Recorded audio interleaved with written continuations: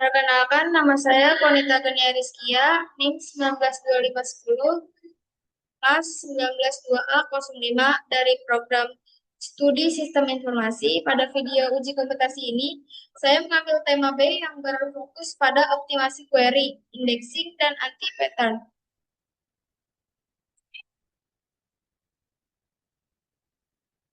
Langkah pertama,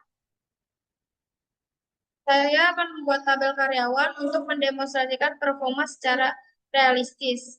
Saya harus mengisi tabel ini dengan 500.000 baris data acak.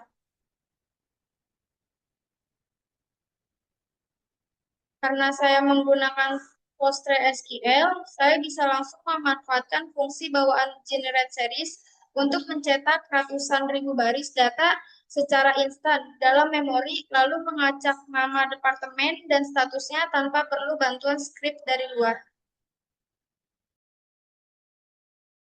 Kita masuk ke eksperimen yang pertama, yaitu mencari satu nama spesifik tanpa menggunakan indeks. Bisa dilihat dari hasil yang di sini, itu exit time-nya cukup lambat dari PostgreSQL melakukan SQL scan atau sequential scan, yang artinya sistem membaca tabel baris dari atas ke bawah. Sekarang kita masuk indeks pada kolom yang berfungsi layaknya daftar isi pada sebuah tabel buku. Dengan meng-create ID karyawan, taman nama. Nah, setelah indeks dibuat, saya menjalankan ulang query pencarian. Lihat perbedaan waktu eksekusinya langsung drop drastis, yang dimana dari dan strategi berubah menjadi indeks scan database, langsung melompat ke lokasi data berkat daftar isi tadi. Perkenalkan, saya Aulia Fitra Ramadhani dengan NIM 19252067, kelas 19-2D05. Di sini saya akan menjelaskan di bagian composite index dan leftmost prefix rule. Di sini ada menuliskan membuat composite index atau indeks gabungan untuk departemen dan status. Pada query pertama, saya mencari dengan urutan departemen lalu status. Indeks bekerja dengan sempurna.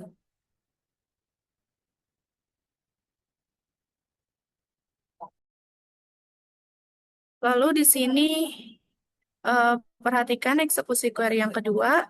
Di sini saya memfilter hanya berdasarkan status. Melompati kolom departemen, hasilnya optimizer menolak menggunakan indeks dan kembali melakukan seq scan yang lambat. Lalu di sini yang terakhir itu mengapa ini terjadi?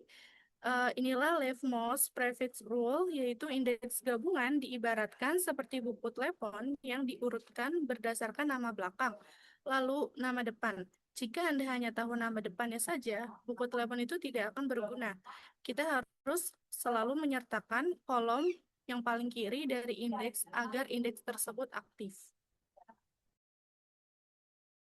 Ini lanjut dengan saya membaca cara Mahardika dengan NIM 1925. Oke. Demo inti 3 bahaya. Rival select. Di sini eksperimen ketiga adalah menguji anti pattern menggunakan select bintang. Mari kita bandingkan eksekusi select bintang dengan select yang ID dan nama. Walaupun jumlah baris data yang dihasilkan sama persis, case eksekusinya sangat berbeda. Menarik seluruh kolom dengan select bintang memaksa database mengkoleksi memori buffer yang lebih besar. Pada tabel produksi yang memiliki puluhan kolom, kebiasaan ini menjadi penyebab utama. Perkenalkan, saya Winda Febriani dengan NIM 19-250819, kelas 19-2A05, program studi sistem informasi. Bagaimana saya akan menjelaskan N+1 problem kepada developer junior.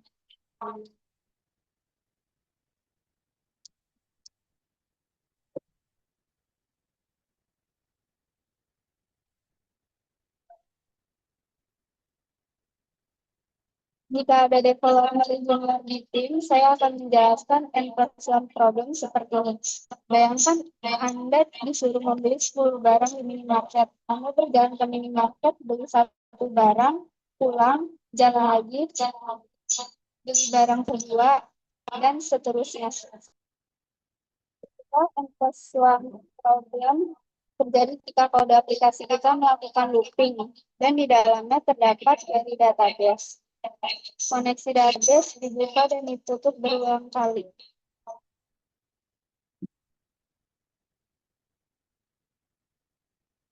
Solusinya, gunakan pendekatan binary kalau usahain seperti di layar.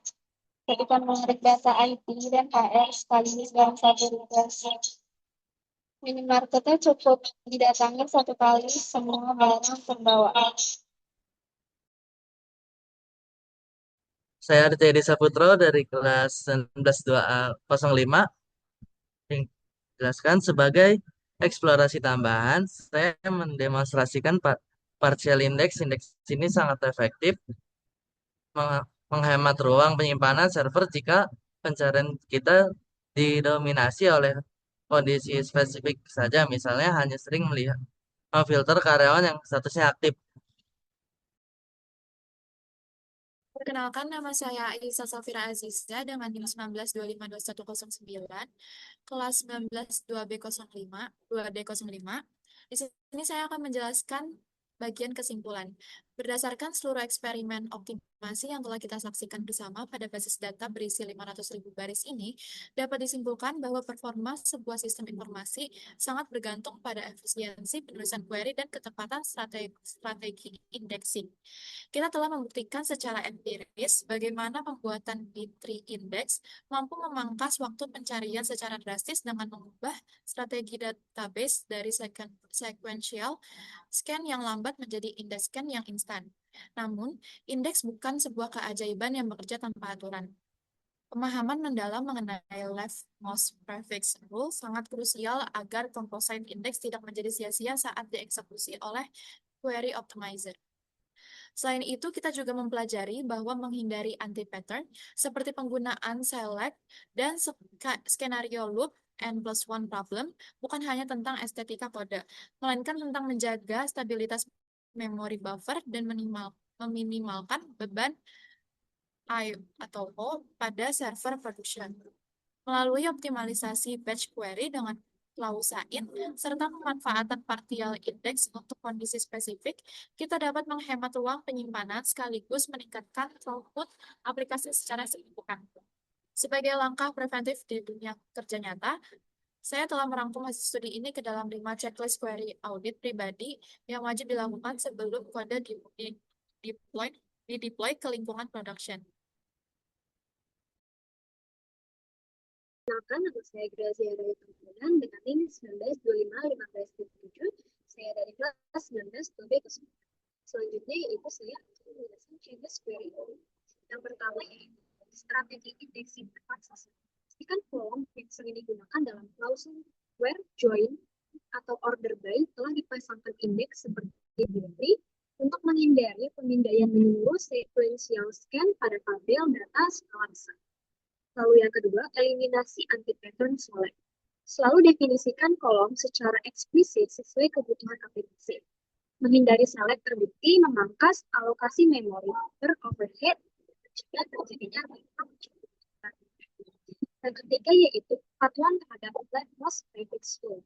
Saat merancang dan menggunakan composite index atau indeks gabungan, urutan kolom filter pada query harus menyertakan kolom paling kiri dari struktur indeks agar indeks tersebut tetap aktif dan dikenali oleh query optimizer. Yang keempat yaitu penerapan batch query untuk N+1 problem. Jangan pernah mengeksekusi query database di dalam sebuah perulangan atau looping. Gunakan pendekatan batch query dengan klausa in atau teknik join guna meminimalkan biaya koneksi pulang pergi atau network launching. Yang kelima yaitu validasi empiris via explain analysis.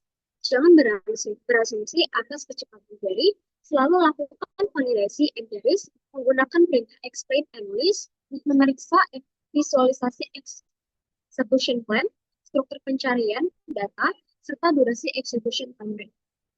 Dengan menerapkan kelima prinsip audit ini, kita dapat menjamin aplikasi sistem informasi yang kita bangun ini memiliki skalabilitas yang tinggi, responsif, dan efisien dalam penggunaan sumber daya saya. Sekian presentasi uji kompetensi tim tema B dari kami. Terima kasih banyak atas perhatiannya. Jika ada kesalahan kata atau dimaafkan,